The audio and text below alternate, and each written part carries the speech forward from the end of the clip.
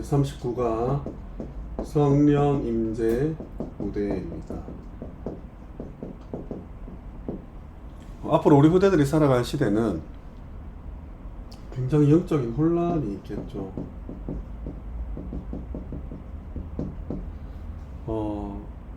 이 영적 무지에서부터 오는, 그러니까 영적인 세계에 대해서 아예 모르거나 알지만 반대로 알고 있구나. 그러니까 사탄을 숭배하고 마귀의 종노릇을 하면서 살아갈 수밖에 없는 그런 혼란 가운데 있겠죠. 이 속에서 오는 이 공허함,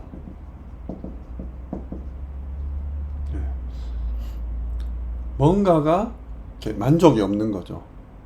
과학과 기술이 발전하고 흔히 말하는 유토피아 세상이 오고, 세상이 편리해지고 또 안전해지고 이렇게 좋은 것처럼 가지만 반대로 이유 없는 질병과 바이러스들, 그리고 이 법과 제도를 무너뜨리는 전쟁이나 테러나 이런 부분들이 더 심해지겠죠. 그리고 개개인에게 있는 가치관들도 굉장히 혼란이 오면서 나중에는 정체성까지 상실해버리는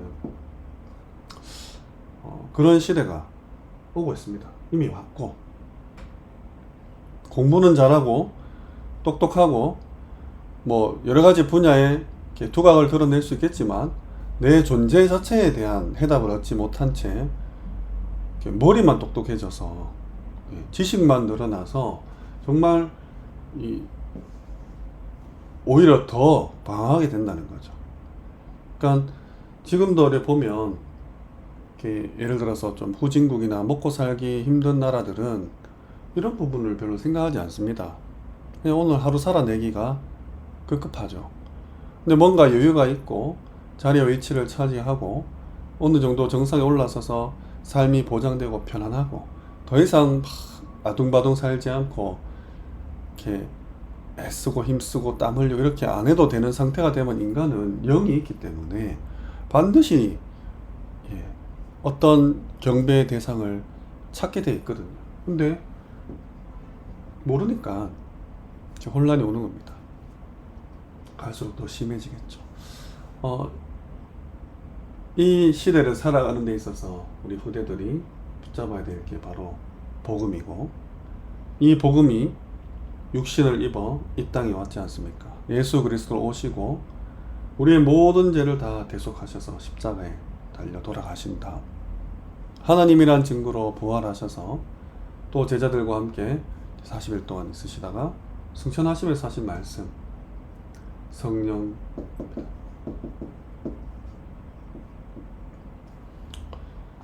심지어 예수님께서 내가 떠나가는 게 너희에게 유익이다 할 정도로 이 부분을 약속을 하셨어요. 왜? 예수님은 몸을 입고 있기 때문에 그 한 곳에밖에 없지만 이 성령 하나님께서는 동시에 모든 곳에 계실 수 있죠. 그리고 분열을 하잖아요. 나도 100%, 너도 100%, 모두가 100% 충만할 수 있는 성령 하나님. 주님 재림하시는 그날까지 이 방법밖에 없죠. 하나님이 나와 함께 하시는 부분. 그래서 내게 성령이 임하도록 기도하셔야 됩니다. 오늘 19장 1절에서 7절에 보시면 너희가 믿을 때, 그러니까 바울이 이제 이 에베소 지역에 도착했어요. 에베소 지역에 도착하니 이 에베소는 아시아에서 가장 큰 도시거든요. 그러니까 당연히 무역, 또 우상, 마술 이런 중심지였어요. 이미 세상적으로 발전이 한 데죠. 바울이 딱 도착하니까 요한의 세례, 주님 오실 것을 믿고 회개하라 천국이 가까웠노라, 요한의 말에 따라, 요한의 말씀에 따라서 이 세례만 받았다. 그래서 너희가 믿을 때 성령을 받았냐 하니까 나는 성령이 뭔지 모른다, 성령의 계심도 듣지 못하였다, 이렇게 얘기하죠. 그래서 요한의 세례가 메시아를 준비하는 회개의 세례라면 바울은 예수 그리스도 이름으로 그들에게 세례를 베풀죠. 그러니까 성령이 임재하시고 그 증거로 방언과 이 예언을 하게 됩니다. 성령께서 임재했을 때 능력도 함께 왔다는, 단순히 지식만 전달된 게 아니라. 근데 지금 보면 지금도 이 성경을, 말씀을, 혹은 이 복음을 우리 후대들이 지식적으로만 알고 있는 경우가 많다는 거죠. 복음을 들었는데, 말씀을 듣고 예배도 하는데 이 성령의 역사에 대해서 체험하지 못한 후대가 많다는 거예요. 이상한 능력을 받고 이런 차원이 아니라 성령께서 함께 하시는 것은 우리의 영적인 생존과도 같습니다. 앞으로. 그리고 어쩌면 사명의 본질이라고도 할 수 있죠. 성령의 충만함을 받아서 예루살렘과 온 유대와 땅 끝까지 이르러 증인이 되리라 하셨잖아요. 언제? 오직 성령이 너희에게 임하시면이라고 했어요. 조건이 있죠. 그래서 성령을 달라고 기도하셔야 됩니다. 그래서 아시아 복음화 처음에 이제 회당에 들어가서 하나님 나라에 대해서 강론했죠. 당연히 복음을 반대하는, 거절하고 비방하죠. 그래서 이 제자들을 이렇게 따로 세웁니다.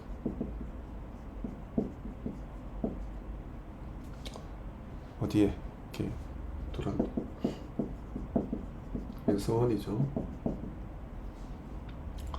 여기에서 날마다 몇 년 동안, 두 해 동안, 2년 동안 날마다 복음을 증거해요. 그러니까 이 두란노 서원에서 지속적인 말씀운동, 전도운동, 복음운동 일어나니까 2년이 지나자 아시아 전역에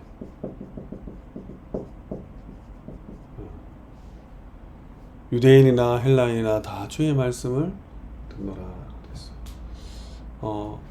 성령께서 임하시고 이 성령의 능력 가운데 정말 말씀이 증거될 때 지역과 시대를 넘어서 정말로 복음운동의 중심지가 돼요. 그래서 이 무엇보다 복음, 그리고 성령, 그리고 지속적인 말씀운동, 말씀으로 지속적으로 훈련하는 거죠. 이것이 이 한 대륙을 복음화하는데 쓰임받았던 거예요. 그러면 이 성령의 임재는 약속입니다. 하나님 주신 약속이에요. 요엘서 2장 28절에서 30절에 요엘 선지자가 말세 때 내 영을 이렇게 물 붓듯이 붓는다 했어요. 물 붓듯이. 이 물을 이렇게 부으면 그냥 흠뻑 젖잖아요. 그렇게 성령을 나에게 임재시켜 주시겠다는 거죠. 이걸 두고 베드로가 오순절 마가다락방에 성령이 임재하셨을 때 요엘 선지자 했던 말씀을 그대로 말씀 때 남녀 종에게 이 성령을 부어주겠다라는 약속을 다시 한번 선포하죠. 일단 이 성령께서는 사도행전 2장 4절 마가다락방에 임재하시고 또 사도행전 10장 44절 고넬료 집에 임재하십니다. 이방인에게도 임재했다는 거예요. 그리고 오늘 바울을 통해서 에베소 지역에 정말 6절이죠. 에베소 지역에 또 성령께서 임재하십니다. 초대교회에 임했던 이 성령은 이방인을 넘어서 이제 후대 제자들에게도 임재하십니다. 임재하니까 이거 전부 다 이제 방언하고 예언하고 이런 능력들이 나타나요. 이 능력 때문에 하는 건 아니죠. 근데 앞으로 이 영적 혼란 시대, 영적 무지 시대를 살아가는 우리 후대들은 이 성령의 능력의 체험이 있어야 됩니다. 그래서 요한 누가복음 3장 16절에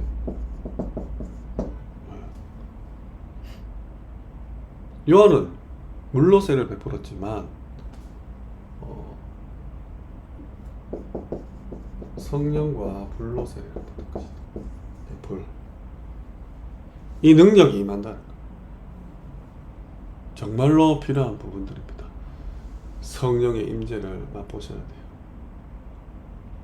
하나님이 이 어두운 시대에, 이 어두운 현장에 모든 사람이 힘들어서 나자빠져 있는 이런 상황과 환경 속에서 정말 오늘 너희가 믿을 때 성령을 받았냐 했을 때 듣지도 못했던 이들에게 성령, 예수 그리스도의 이름으로 성령 세례를 베풀었을 때 일어났던 일들, 그리고 그 이후에 따라온 복음 증거 역사들을 반드시 누리시기를 주님 이름으로 축원합니다.